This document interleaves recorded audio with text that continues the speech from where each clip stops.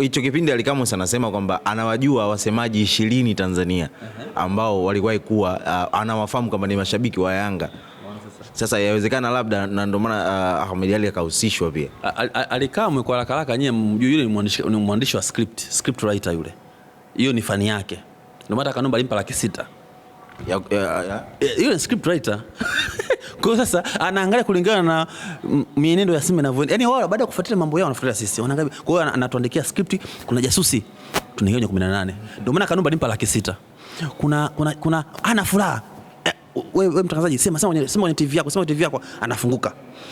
Sio hivyo. Lakini Simba tunaangalia hivi, mbona wanahangaika wao wanahangaika. Lakini hiyo kitu si kweli. Ndio narudia, wana Simba tutulie.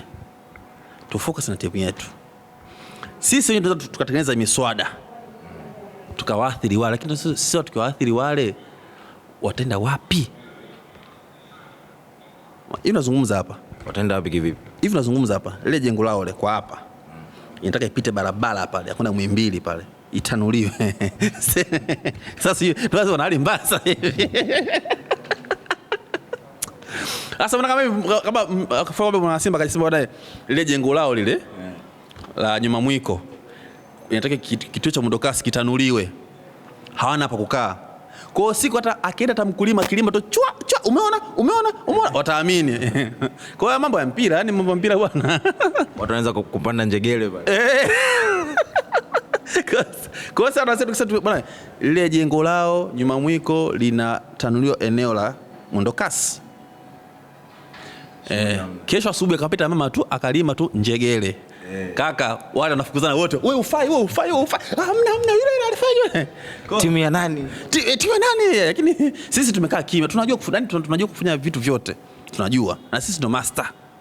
Yaani Simba sisi ndo master ya kutengeneza maneno. Kila neno tunatengeneza linakuwa kubwa. Sawa. Ubela limeenda. Safi. Sawa, katika hafla ya kuendelea Simba kuonesha kwamba wao wako pamoja, kuna baadhi ya vitu ambavyo havikukaa sawa hapa katikati.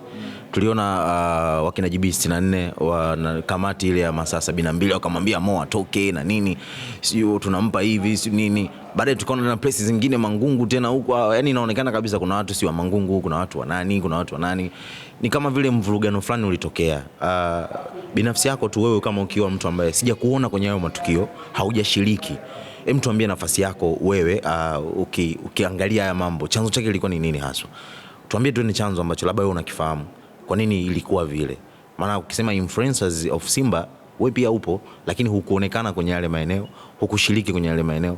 Tuambie kidogo unachokielewa juu ya ile sakata zima jinsi lilivyokuwa.